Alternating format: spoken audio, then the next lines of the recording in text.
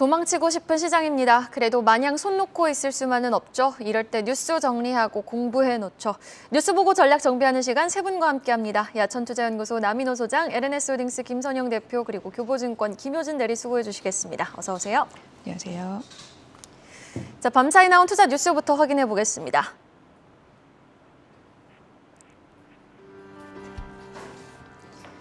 전거래일 환율이 1,430원을 돌파하며 코스닥 지수가 5%, 코스피 지수가 3% 폭락해 증시에서 시총 약 71조 원이 증발했습니다. 한편 코스닥 시장 하락 종목 수는 역대 처음으로 1,430개를 넘겨 1일 기준 역대 최대 하락 종목 수를 기록했습니다.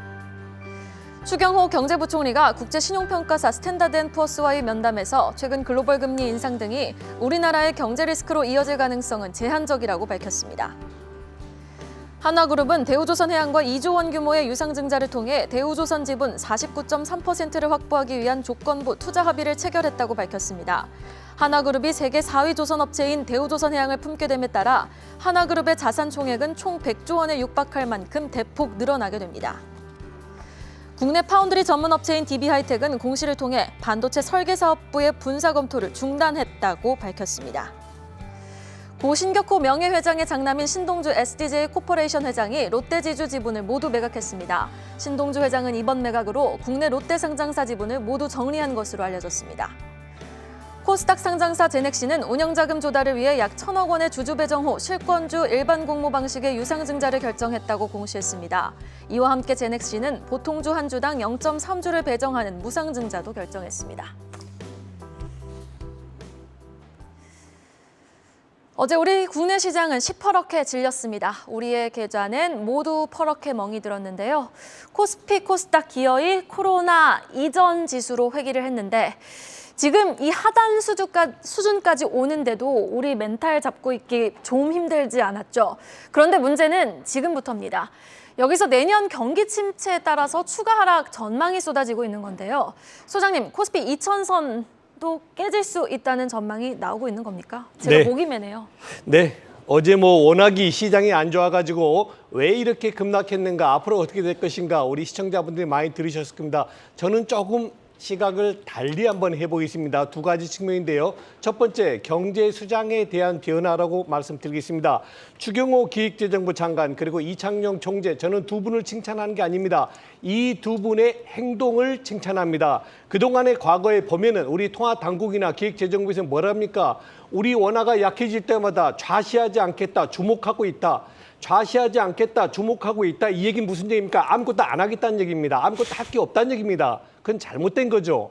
그래서 그러나 지금 어떻습니까? 지금은 무엇인가 시장에 개입도 하고 있습니다. 뭔가 실행을 하고 있는 겁니다. 그건 굉장히 올바른 행동이고요. 특히 이창용 총재가 최근에 언급한 두 개에 전 주목을 하고 있는데요. 첫 번째, 환경이 달라졌다. 이건 뭐냐? 베이비 스텝, 다시 말해서 0.25% 금리 올리는 걸로 기정사실화됐지만 사실은 환경 바뀌면 0.5% 빅스텝으로 갈 수도 있다. 이런 언급을 했고요. 아마 그래서 다음 금통위 때는 0.5를 올릴 수도 있다 하는 언급을 한 것이고요. 두 번째는 뭐죠? 최근에 나온 얘기죠. 우리 통화당국이 미국의 FRB와 통화 수합에 대해서 언급을 했습니다. 통화수장이 통화당국의 가장 높은 분이 함부로 그냥 본인의 희망만 얘기했을까요? 저는 분명히 무엇인가 추진되고 있다고 말씀드리겠습니다. 자, 두 번째 제가 주목하는 거 뭐냐? 외국인의 매매 패턴의 변화입니다. 여러분들은 어제 시장이 워낙 급락하고 폭락하는 바람에 외국인들의 변화를 못 보실 수도 있는데요. 한번 자리 한번 올려주시면 고맙겠습니다. 어제 저는 시장이 60포인트, 70포인트 내려갈 때 뭘 봤느냐? 바로 이 자료를 봤는데요. 자, 가운데를 봐보십시오. 기관하고 개인은 특별히 보실 필요 없고요. 외국인들이 선물을 11,380개를 샀고요. 그 밑에 봐보십시오. 풋옵션을 331억을 팔았습니다. 여러분, 외국인들이 선물을 10,000개 살 수 있고 콜옵션 살 수 있고 합니다. 그런데 풋옵션 331억 판 것은 굉장히 의미가 큽니다. 언제 이렇게 한 줄 아십니까? 지난 2020년도 3월 말에 코로나가 가장 극성을 이뤄가지고 대한민국 주가가 위에서 고점에서 1,000포인트 내려갈 때 바로 외국인이 이렇게 풋옵션을 300억, 400억 팔았습니다. 바로 어제 외국인이 그렇게 했기 때문에 오늘 바로 그럼 올라간다는 뜻이냐? 그건 아닙니다. 그래서 우리 시청자분들께 제가 두 가지를 말씀드리겠습니다. 첫 번째, 오늘은 아마 추가 증거금도 나오고 또 반대매매 나오고 여러 가지 정말 우리 영업점에서 굉장히 힘든 하루가 될 걸로 예상이 되고 있습니다. 또 간밤에 끝난 미국 증시가 약하게 끝났기 때문에 분명히 오늘 오전장은 매우 힘든 하루가 되겠지만 분명히 아까 말씀드린 대로 이번 주가 하락의 가장 큰 핵심인 통화에 대한 언급이 이루어지고 있고 두 번째 외국인들이 지금 수급 변화가 많이 이루어지고 있다. 특히 풋옵션 330억 판 것은 요 근래 최근 2년 동안 볼 수 없었던 그런 현상입니다. 이걸 볼 때 1번은 일단 이번에 급락이 어디까지 나올지 저는 솔직히 모릅니다. 뭐 2,000 갈지 1,900 갈지 1,200 갈지 거기엔 전 또 관심도 없습니다. 왜? 그거 간다고 해서 돈 벌 수 있습니까? 못 벌죠. 그리고 두 번째, 그렇게 내려갔을 때도 우리 여러분들의 계좌가 무너지지 않도록 해지를 하셔야 되는 것이 1번이고 다음 2번은 뭐냐? 방금 전에 말씀드린 대로 그동안 제가 계속 강조한 대로 외국인은 어제도 풋옵션 300을 팔고 있습니다. 즉 종합주가지수 2,300포인트 밑으로 가면 그들은 손해를 봅니다. 그 얘기는 뭐죠? 머지않아서 가까운 시일에 주가가 큰 폭으로 반등할 수 있다. 그 목표 지점은 2,300을 넘을 것이다 하는 말씀 드립니다. 결론은 일단 이번에 급락에서 우리 여러분들 계좌가 정말 본의 아니게 자의 아니게 망가지는 그런 일을 여러분들은 막으셔야 되고 2번 그 가운데서도 외국인들처럼 반등 시 우리가 다시 재공격할 때는 수익을 볼 수 있는 두 가지 방법을 같이 추진하셔야 된다 말씀을 드리겠습니다. 지금 그러면은 효진 대리님께도 한번 질문을 드려볼게요. 이제 추세선도 깨지면서 주도주들도 조정 시 모아가기가 그렇게 쉽지 않을 것 같거든요. 지금 타이밍이 가만히 있어야 할 때입니까? 아니면 조금의 반등을 이용해서라도 손실을 좀 보더라도 물량을 줄일 때입니까? 손실을 보더라도 물량을 줄일 때냐라고 이제 물어오셨죠. 글쎄요. 저는 일단은 주식을 보유하신 분이라고 하면 그런데 보유하셨는데 레버리지를 사용하지 않는 투자자라면 저는 스테인 마켓 시장에 좀 머물러 있을 것을 말씀을 드리고 싶고요. 그렇지만 이제 현금 보유하신 분들이 이 방송을 보고 계실지는 잘 모르겠습니다. 그런데 현금 보유하고 계신 분들은 진입 시점은 만약에 현금을 보유하고 계신다라면 저는 진입 시점은 천천히 아마 또 고민을 하실 것이고 그렇게 하시는 게 맞다라고 보고 있습니다. 일단 사실 이 기사의 제목을 보면 지금 뭐 2,000선이 깨지느냐 마느냐 이런 얘기를 하고 있는데요. 사실 이 지수 레벨에 대해서는 그 어느 누구도 뭐 정확하게 맞출 수 있다라고 생각을 하지는 않습니다. 어제 같은 경우는 시장에 많이 빠진 이 키워드를 살펴보시면 다들 아시겠지만 환율이 있었고요. 그리고 수급적인 요인이 있었지 않습니까? 근데 환율 같은 경우는 어쨌든 미 달러를 움직이는 가장 큰 힘이 연준의 금리 인상인 거고 이 미 연준이 지금 금리 앞으로 2번 남았지 않습니까? 11월, 12월에 각각 50bp 정도 올릴 것으로 지금 이제 시장의 컨센서스가 형성이 되고 있는데 이렇다라면 4분기에 원달러 환율이 대략 한 1,440원에서 50원 선까지는 열어둘 필요가 있다. 이렇게 판단이 되고 있는 상황이고요. 뭐 환율이 10원 오를 때 지수 레벨이 얼만큼 떨어지느냐 이런 것들도 물론 계산을 할 수 있겠지만 그런 것들은 지금 현 시점에서 그렇게 크게 의미는 없다라고 판단이 되고 있고 어제 같은 경우 지금 수급상 어떤 요인을 살펴보면 주요 매도 주체는 사실 개인 투자자였습니다. 외국인 같은 경우는 장 초반에 850억 정도 매도세를 보이다가 장 마감에는 그 폭을 거의 줄였거든요. 시장이 어제 크게 빠진 특히나 코스닥 같은 경우는 앞서 이제 설명해 주셨지만 어떤 강제 청산 반대 매매의 영향이 굉장히 컸던 것으로 판단을 하고 있는데 제가 이제 영업점에 있지 않습니까? 영업점에서 사실 어제 같은 경우를 보면 반대 매매가 엄청 쏟아진다라기보다는 그것을 계속 줄여나가는 과정에서 어떤 이 시장에 좀 하락이 있었다라고 판단이 되고 있고 그러면 오늘도 또 이제 그럴 것인가라고 이제 판단을 해야 될 텐데 이전의 사례들을 좀 살펴보면요. 1월 달, 6월 달에 반대 매매로 인한 급락이 지수 한 마이너스 12%대에서 형성이 되었거든요. 일단락이 되었다라고 말씀을 드리는 건데 8월 고점 이후에 지금 코스피 낙폭이 한 12% 정도 수준입니다. 그래서 오늘 같은 경우도 물론 반대 매매 나올 수 있겠지만 이 엄청난 어제 같은 경우만큼의 어떤 추가 하락 가능성은 저는 제한적이다라고 저는 판단이 되고 있습니다. 그리고 이제 이를테면 지수 레벨 같은 경우 사실 뭐 맞추는 게 의미가 없다라고 말씀을 드렸지만 그래도 궁금하실 거잖아요. 지금 살펴보시면 사실 이제 기업들의 어떤 실적 하향 조정치가 계속 하향 전망이 계속되고 있는데 지금 보시면 7월 초 지지력을 보여주었던 12개월선 어떤 그 PER 3년 평균이 2,300선이었는데 그 레벨이 2,150선까지 조금은 레벨 다운된 상황입니다. 지금 주당 순이익 그러니까 EPS가 264.7원에서 250원 정도로 기업들 하향 조정이 되었거든요. 그거에 빗대어 어떤 그 레벨을 설정을 해보자면 2,150선 정도로 지금 파악이 되고 있으니까 그런 것을 참고하시면 좋을 것 같습니다. 네, 알겠습니다. 자, 이어서 기업들의 빅뉴스도 하나씩 한번 확인해 보도록 하죠. 먼저 21년 만에 주인 찾은 대우조선해양 소식 한번 터치해 볼까요? 한화가 사업구조 개편에 박차를 가하고 있습니다. 지난주 금요일 한화솔루션 물적 분할에 이어서 바로 월요일엔 대우조선해양 인수까지 확실히 우린 느꼈죠. 한화의 야망은 크구나.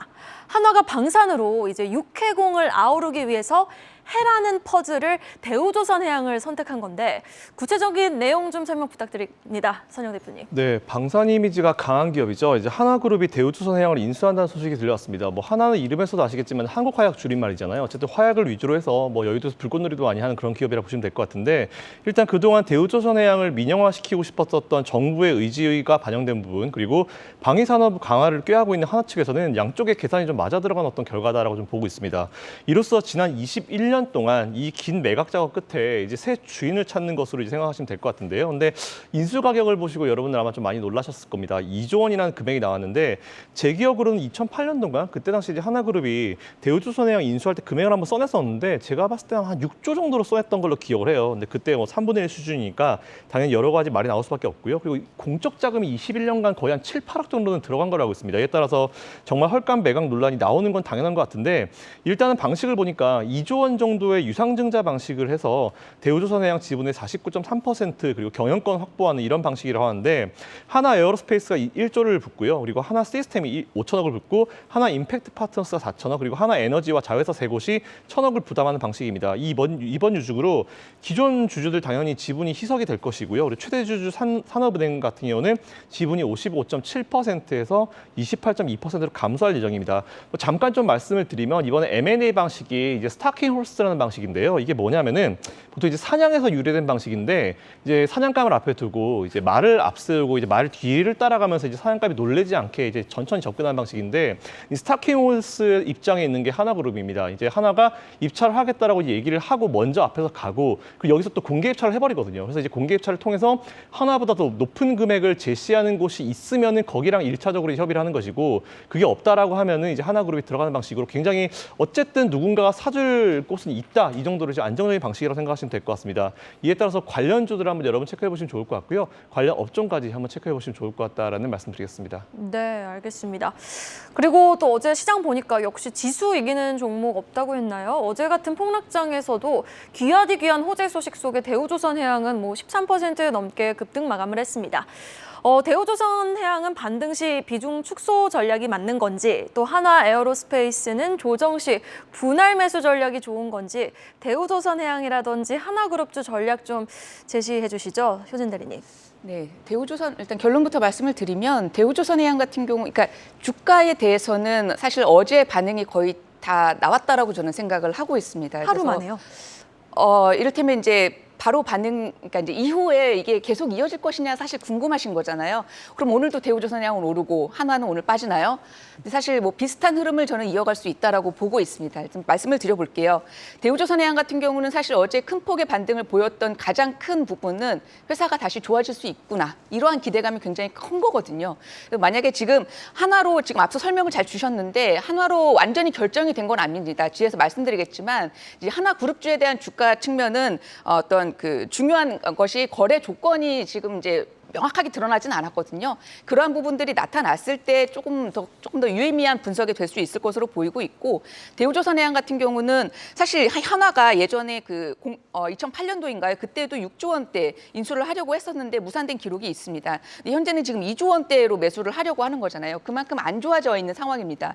부채도 10조 원이 넘고요. 근데 이러한 기업을 지금 인수를 해서 다시 잘 키워보겠다라고 하는 그런 뉴스였기 때문에 대우조선해양 같은 경우는 조금은 더 긍정적인 흐름을 이어갈 수 있을 것으로 보이고 있고요. 한화 같은 경우는 사실 조금은 지금 현재로서는 좀 중립적인 이 뉴스의 해당과 관련해서는 중립적인 의견을 말씀을 드리고 싶습니다. 사실 뭐 한화 같은 경우 뭐 한국의 로키드 마틴 이렇게 이제 말씀을 그런 얘기가 나오면서 2030년까지 어떤 글로벌 10위의 방산 기업을 목표로 하고 있다 이렇게 얘기를 하고 있는데요. 맞습니다. 뭐 그린 에너지 사업에 집중하는 것을 보면 대우조선해양의 LNG 이런 부분들과 분명히 시너지 효과가 있을 것으로 기대를 하고 있는데 저희는 주가 측면에서 사실 어떤 숫자와 면밀하게 좀 따져봐야 되지 않겠습니까?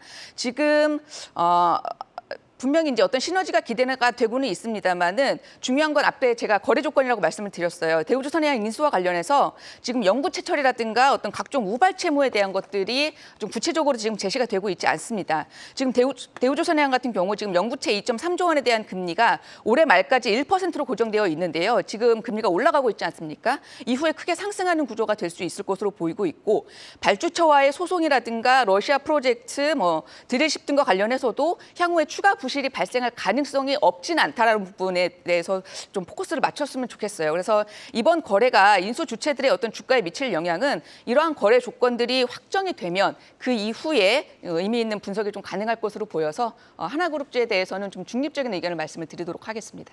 네, 대우조선해양은 일단 어느 정도 반등의 지속성을 보일 것이고 하나그룹주는 조금 관망해보자라는 의견으로 정리를 해보겠습니다. 자, 이어서 이 문제는 좀 어떻게 봐야 될까요?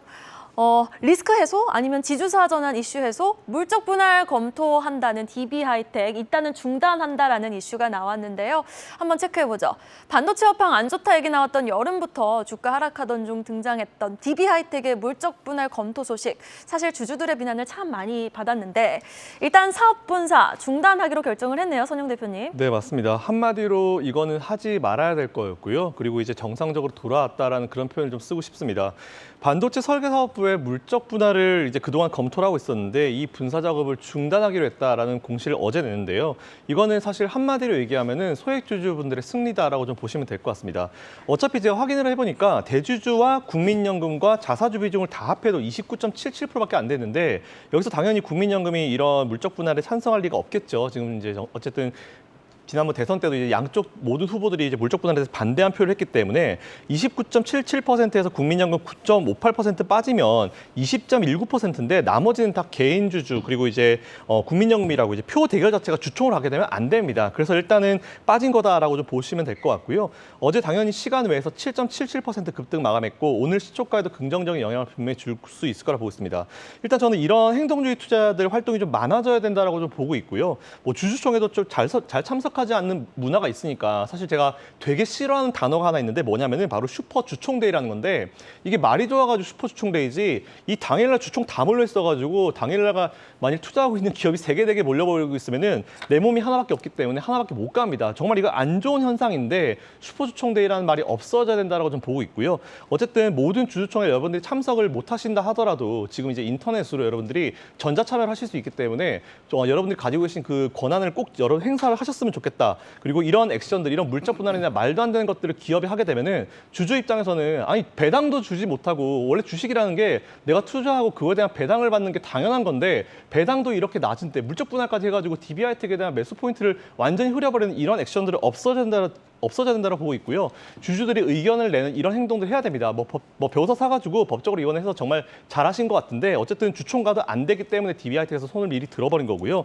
어쨌든 이런 액션들이 앞으로 다양한 기업들, 모든 기업들에서 나와야 된다고 생각합니다. 기업들 껄껄하겠죠. 하지만 껄끄러울수록 주주들 더 잘 챙기면 된다는 말씀 좀 드리고요. 어쨌든 올해 연말 꼭 여러분들 바쁘시다 하더라도 여러분들이 보유하고 계신 기업들 직접 못 가시면 사실 직접 가시면 뭐 기념품도 주고 되게 좋거든요. 뭐 들어오실 수도 있고요. 근데 그게 안 된다 하더라도 전자투표를 하셔가지고 정말 말도 안 되는 거라고 하면 반대표를 던지시는 그런 액션이 필요하다라는 그런 말씀을 좀 드리고 싶습니다. 네, 그 어느 때보다 진심이 느껴졌던 DB하이텍 분사 이슈 검토 한번 해봤고요. 사실 주가 측면에서 보면 마음이 좀 아프죠. 연초에 85,000원을 돌파했던 주가가 사실 어제 38,000원이 깨졌거든요. 리스크 해소에 따른 반등이 나올 때마다 비중 축소 의견 주시겠습니까? 효진 대리님? 아니요. 지금 이제 어제 그 시간으로 보면은 이 공시가 나오고 나서 한 5시쯤 좀 나왔나요? 공시가 나오고 나서 시간으로 한 7.7% 정도 상승 마감했는데요. 오늘 뭐 시황이 부진하더라도 그 정도 상승폭은 유지를 할 수 있을 것으로 저는 판단을 하고 있습니다. 일단 앞서 설명 주신 것처럼 주주들의 불안 요소가 사실 해소된 거잖아요.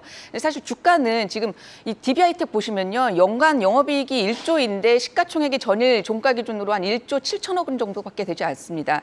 이것은 주주들의 이 지금 분할 이슈 때문에 굉장히 주가가 많이 눌려져 있었던 부분인데 그것이 해소되었기 때문에 오늘 주가 흐름은 상당히 긍정적으로 판단을 하고 있습니다. 뭐 정부 눈치를 좀 봤는지는 잘 모르겠는데요. 일단 뭐 DB하이텍에 대해서 말씀을 드려보면 내년까지 물량이 이미 다 꽉 찬 상태인데 주가 조정이 과도했다라고 이제 결론을 말씀을 드리고 싶고요. 지금 이제 10월이면 곧 3분기 실적 시즌인데 3분기 실적도 사상 최대 실적이 전망이 되고 있습니다. 뭐 원재료 가격도 올랐고 인건비 상승도 있겠습니다만 비용 증가가 예상이 됩니다만 지금 현재 100% 가동률이 유지되고 있는 것으로 판단이 되고 있고 환율이 전분기 대비 상승을 해서 이 부분도 실적이 개선될 것으로 예상을 하고 있습니다. 뭐 반도체 업황에 대해서 지금 사실 매크로 굉장히 불안하잖아요. 그런데 8인치 파운더리 공급 계약은 장기가 계속 장기 지속이 계속될 전망으로 보이고 있고 또 치포 동맹과 같은 경우도 중국의 반도체 공급 증가를 제한시킬 요인이기 때문에 이 부분에 대해서 그러니까 다소 과했던 주가 하락이 멈추고 지금 어떤 해소 관점에서 굉장히 긍정적인 흐름을 기대를 할 수 있을 것 같습니다. 지금 주가는 부정적인 우려들을 너무 많이 반영을 했고 뭐 주가 거의 반토막 나지 않았습니까? 이런 부분들 오늘 뭐 탄력적인 사실 시황은 부진할 것 같은데 그래서 얼마나 탄력적인 흐름을 보일 수 있을지 사실 굉장히 치고받는 흐름을 보일 것 같은데요. 그럼에도 불구하고 오늘 이후도 긍정적인 흐름을 보일 수 있을 것으로 보이고 있고요. 시황이 만약에 좀 부진해서 주가가 뭐 양권 오르지 못하더라도 DB하이텍 같은 경우는 하방 경직성은 분명히 유지할 수 있을 것으로 판단을 하고 있습니다. 네, 알겠습니다. DB하이텍 이슈까지 점검해봤습니다. 다음 뉴스 보시죠. 하락장 속에서도 기업들의 주가 방어를 위한 노력은 계속됩니다. 기업들의 주주 친화 방침 소식 확인해 볼게요. 소장님, 올해 자사주 매입 관련 공식 건수가 작년보다 무려 2배가 더 많았다는데 심지어 소각하는 기업도 늘었다는데 주주 친화 정책이란 약발도 들지 않았던 시장이었나 봐요. 네, 그렇습니다. 자사주 매입 세각이 2배나 늘었다. 그럼에도 불구하고 주가는 별 볼 일 없다. 그래서 약발이 없다. 이런 기사 내용인데 제가 이걸 우리 시청자분들께 어떻게 소개해드릴까 고민이 많았습니다. 좋은 사례가 있습니다. 여러분, 가끔 가다가 그 자동차 세차하시죠? 세차하시면 그 다음날 비 꼭 오죠? 그럼 여러분 뭐라 그러십니까? 이거 왜 내가 세차만 하면 비가 오는 거야? 그러십니까? 그 반대의 경우도 있죠. 내일 비가 오는데 내가 그걸 모르고 오늘 자동차 세차했다. 어떤 게 더 정답에 가까울까요? 저는 후자라고 봅니다. 지금 우리 기업들의 자사주 매입 소각은 굉장히 잘한 행동입니다. 뭐 우리 김성인 대표께서도 자주 그런 얘기 하시죠. 자사주 매입 소각이야말로 진정한 주가 부양에 또 주주 친화적 가장 좋은 정책이다. 저는 이렇게 봅니다. 자, 기업이 주가를 올리는 방법 가장 정통적인 진리 3가지가 있습니다. 1번, 돈을 억수로 번다. 자기 사업 영역 잘해가지고 돈 많이 버는 게 1번이고 2번이 뭡니까? 번 것의 30%는 주주에게 돌려준다. 고배당 정책입니다. 마지막 3번이 뭡니까? 바로 이겁니다. 자사주 매입해가지고 그다음에 소각하면은 그 회사의 주가는 올라가지 말라고 해도 올라갈 수밖에 없는 그런 사실입니다. 자, 그럼에도 불구하고 왜 그러면 이 에이텍이라든가 M게임, 금호석유와 현대모비스는 자사주 매입 소각했는데도 못 올라가냐? 지금 시장이 어떤 시장입니까? 하락기입니다. 그런데 계속 시장이 하락할까요? 그렇지 않죠. 언제인지는 모르겠으나 10월이 될지 안 그러면 9월 말이 될지 모르겠지만 우리 시장은 다시 올라갈 겁니다. 그럴 때 이들 기업, 자사주 매입 소각한 기업이 일반 기업, 자사주 매입 소각 안 한 기업보다 훨씬 더 빨리 올라간다는 말씀을 분명히 드리겠습니다. 네. 자, 그럼 우리 효진 대리님이 보시기에는 실적 좋고 꾸준히 지금 주주 친화 전략을 펼치는 기업이라고 하면은 어디가 딱 떠오르십니까? 해당 기사를 좀 살펴봤더니요. 지금 어떤 자사주 소각에도 주가가 떨어진 종목이 좀 보였었고, 그리고 자사주 소각을 지속하는 어떤 실적 상향주 해서 뭐 은행주가 지금 거론이 되었는데, 저는 은행주, 그러니까 지금 현재 국면에서 어떤 섹터 전략 측면에서도 은행 업종을 좀 바라볼 필요가 있지 않겠나 이렇게 판단이 되고 있습니다. 지금 사실 은행주 같은 경우는요, 지금 금리 인상기에 굉장히 또 유리한 섹터이고요, 또 방어주 성격도 갖고 있고요. 지금 어느덧 이제 낙엽이 떨어지면서 10월이 이제 코앞에 와 있는데요, 배당 투자 시즌이거든요. 그러한 것들을 다 겹쳤을 때 교집합으로 지금 은행 업종이 조금 바라봐야 될 시점이 아닌가 이렇게 판단이 되고 있습니다. 지금 하나금융지주 같은 경우를 좀 말씀을 드리고 싶은데 2005년부터 금융위기가 발생했던 2009년을 제외를 하고 2005년부터 꾸준히 중간 배당을 좀 정책을 유지를 하고 있습니다. 특히 코로나19로 인해서 어떤 불확실성이 극심했던 2020년에도 중간 배당을 지급을 하고 투자자들의 어떤 기대에 부응하는 모습들을 보였는데요. 지금 업종 내 최고의 자본 비율을 보유하고 있는 만큼 어떤 총 주주 환원율이라든가 방법론 측면에서 뒤처지지 않을 것으로 판단을 하고 있어서 은행 업종 중에서 하나금융지주가 가장 가장 탄력적인 어떤 흐름을 보일 수 있지 않을까 이렇게 판단이 되고 있습니다. 다만 지금 최근에 시장에서 이슈가 환율이지 않습니까? 이 상장은행 중에서 환율의 민감도가 가장 높은 은행입니다. 지금 10원당 세전 약 100억에서 120억 원 정도의 손익이 좀 움직이는 것으로 파악이 되고 있는데요. 지금 3분기에 강달러 현상이 어떤 가속화되고 있는 상황이잖아요. 그래서 2분기 말 대비해서 약 100원 이상 상승을 한 것을 단순 계산을 하면 3분기에 약 한 1,200원 정도 이상의 어떤 환 손실이 발생이 조금 불가피한 상황이기 때문에 이런 부분들은 좀 염두를 해줄 필요가 있겠습니다만 그래서 환율을 좀 봐가면서 환율이 조금은 뭐 바로 내려오진 않겠습니다만 환율의 상단이 조금 제한되고 좀 진정이 되는 국면이다라고 하면 그때 시황이 부진하고 은행주도 조금 부진하다라면 저는 은행 업종 섹터 전략으로 아주 유효하다라고 저는 판단을 하고 있고 그 안에서 하나금융지주를 좀 바라볼 필요가 있겠다 이렇게 말씀을 드리고 싶습니다. 네. 자, 그럼 자사주 매입 이야기 나온 김에 우리 무상증자 이야기까지 한번 이어가 보도록 하죠. 여러분, 올 여름 이상급등했던 종목들 기억나십니까? 뭐 조강 ILI, 노터스, 공구음원. 노터스가 5연상을 찍으면서 무중 테마가 형성이 됐고 이후 차례로 기업들이 무중을 선언을 했는데 소장님, 요즘에는 그냥 무상증자 이야기 아주 그냥 쏙 들어간 것 같습니다. 네. 만일에 10년 전에 옛날에 어느 분인가 저에게 무상증자가 호재입니까? 하고 여쭤보면 네, 호재입니다라고 했을 겁니다. 그런데 최근에 뭐 지금 오늘 저에게 무상증자가 호재입니까? 그럼 전 이렇게 할 겁니다. 그게 왜 호재죠? 라고 할 겁니다. 자, 여러분, 저는 옛날에 이런 행동 자주 했어요. 제가 좀 약간 엉뚱한데요. 앞주머니 있죠. 앞주머니에 10만 원을 싹 빼가지고 한번 셉니다. 그다음에 그걸 뒷주머니에 집어넣습니다. 그러다가 한 또 5분 정도 걸어다니면 뒷주머니에서 돈을 뺍니다. 또 셉니다. 기분 좋습니다. 그러면. 자, 그럼 제가 돈이 더 늘어났을까요? 앞주머니에 있는 10만 원을 뒷주머니에 넣었다고 혹은 윗포켓에 넣었다고 제가 돈이 더 늘었을까요? 그게 아니죠. 무상증자라는 것은 뭡니까? 그 기업의 이익잉여금이나 내부 유보금을 자본화시킨 것뿐입니다. 기업 가치가 올라가지 않습니다. 물론 심리적으로는 그 기업이 그만큼 어떤 재무 구조가 좋다는 심리적으로는 긍정적 영향 주지만 저는 무상증자가 반드시 호재는 아니다. 특히 최근과 같이 뭡니까? 주가가 약세일 때는 오히려 이건 호재가 아니고 물량만 더 내뿜는 악재로도 작용할 수 있다 말씀드리고요. 반대로 시장이 올라갈 때 있죠. 상승기 때는 어떻습니까? 무상증자도 호재고 유상증자도 호재입니다. 그래서 요거는 시황에 따라서 변하는 것이 무상증자가 반드시 호재는 아니다라는 말씀을 드리고 싶습니다. 네, 무상증자 이슈가 반드시 호재는 아니다라는 말씀으로 정리를 해주셨고 마지막 뉴스는요. 기업 개별 뉴스로 정리를 해볼게요. 하반기 들어서 시장은 이렇게 힘들지만 반대로 추세가 살아났던 롯데지주 개별 이슈입니다.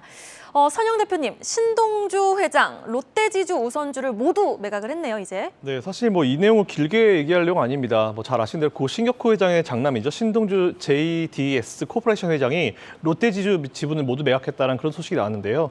일단 우선주 34,962주, 어제 종가 기준으로 47,200원인데 계산해보면 16억 5천여만 원 정도 됩니다.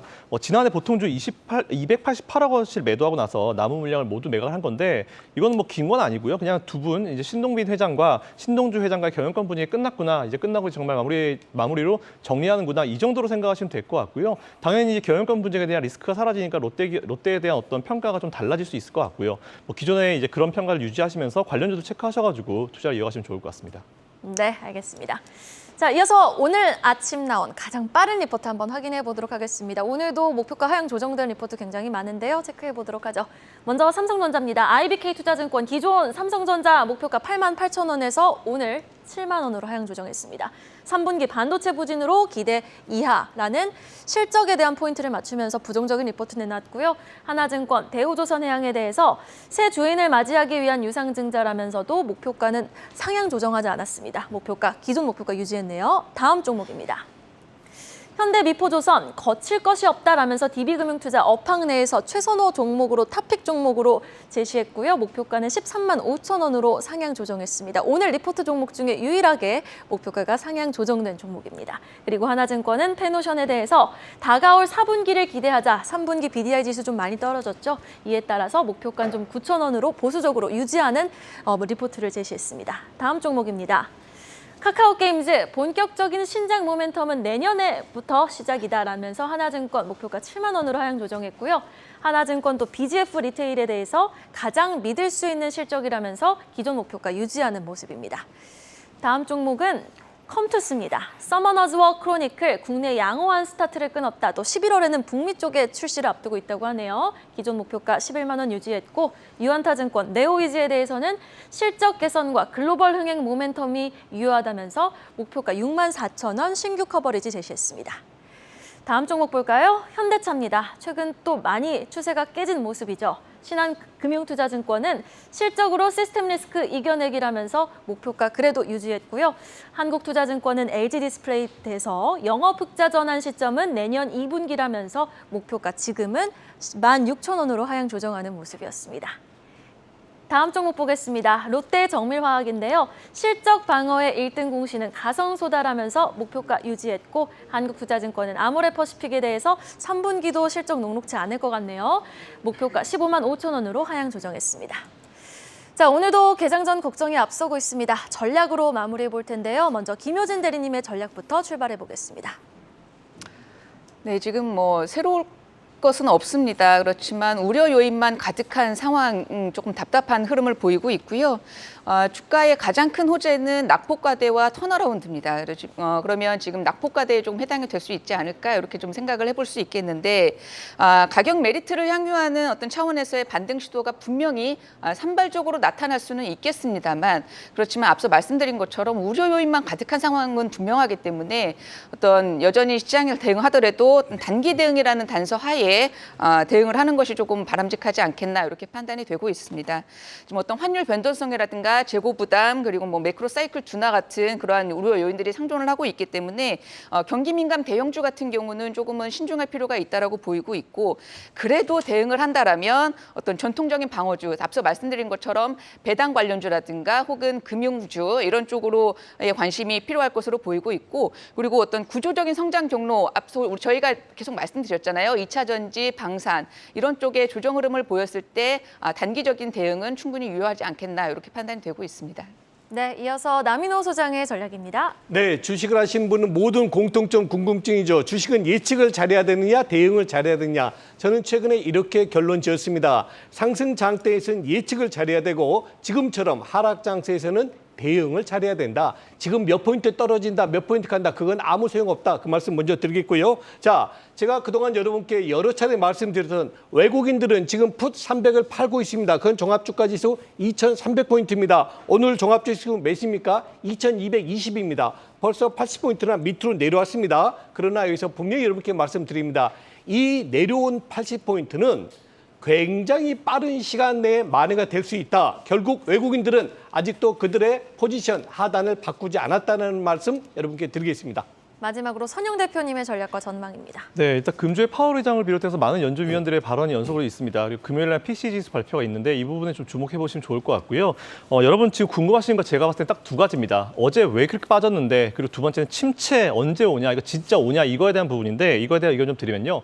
어제 왜 빠졌는지는 간단합니다. 영국이 정말 말도 안 되는 행동을 했습니다. 금리 올리면서 긴축 정책했고요. 갑자기 감세를 하면서 부양 정책을 합니다. 저는 사실 경제학과 출신인데 이런 거 사실 처음 보고요. 뭐 제레미 시겔 교수님도 정말 말도 안 된다 이런 얘기도 최근에 하고 계신 것 같은데 파운드화가 엉망이 되니까 당연히 달러화가 엉망이 되죠. 이에 따라서 반대급부에 있는 우리나라 원화가 계속 또 엉망이 되고 있는 부분이고 달러가 전 세계 그 화폐를 그대로 계속 이제 영향을 주고 있는 건 사실인 것 같습니다. 어제 우리나라 빠진 이유 우리나라 내부적인 문제 아니고요. 영국에서 이상한 정책을 했기 때문에 이거에 대한 영향으로 전 세계가 좀 이제 영향을 받았다 보시면 되고 오히려 영국 기자가 물어봤습니다. 지금 긴축과 부양을 같이 하는데 이게 무슨 의미냐 그랬더니 다른 얘기합니다. 미국도 IRA 하는데 우리는 왜? 이런 얘기를 하길래 도무지 이 상황이 이해가 안 되고요. 어쨌든 이해가 안 되는 상황이 이어지고 있기 때문에 어제 증시가 이해가 안 되는 흐름이 나왔고 거기서 마진콜이 터지고 반대 매매가 터지면서 우리나라가 정말 말도 안 되는 하락이 나왔다고 보시면 될 것 같아요. 그 얘기는 우리나라 자체적인 문제는 없다라는 말씀을 다시 한번 드리고요. 흔들리지만 그게 중심인 것 같습니다. 그게 팩트인 것 같고요. 두 번째로는 침체가 곧 올 거다라는 말씀을 많이 하시고 있는 것 같아요. 되게 많이 하고 있는데 여러분들 제 자료가 아니고요. 이제 세인트루이스의 프레드라는 자료 있습니다. 여러분 아마 많이 보셨을 텐데 거기에 FF 금리라는 게 있습니다. 페더럴 그 펀즈 레이시라는 게 있는데 말 그대로 연방 기금 금리인데요. 그거 한번 보시면은 최근에 30년, 50년, 70년을 쭉 연결해 봤을 때 최근에 금리 수준이 나오고 세로의 회색선이 보일 겁니다. 그게 바로 리세션 구간, 즉 침체 구간인데 단 한 번도 금리를 연준이 인상하는 구간에선 침체가 온 적이 없습니다. 언제 왔냐면은 항상 연준이 금리를 인하하는 그 상황에서 침체가 왔기 때문에 지금은 연준이 절대로 금리를 인하할 생각이 정말 1도 없는 상황입니다. 그 얘기는 과거에 30년, 50년, 70년 사례를 봤을 때 금리 인상기에는 절대 침체가 오지 않았다는 부분 체크하시면 될 것 같고요. 옛날이랑 지금이랑 다른데 뭐가 같을 겁니다. 그때랑 지금의 돈의 어떤 성격이 똑같기 때문에 저는 그렇게 생각하고 있고 따라서 지금 당장은 침체를 걱정하실 필요가 없다는 말씀 드리고요. 제 멘트 정리하겠습니다. 네, 이렇게 세 분과 함께 봤습니다. 오늘 말씀 고맙습니다.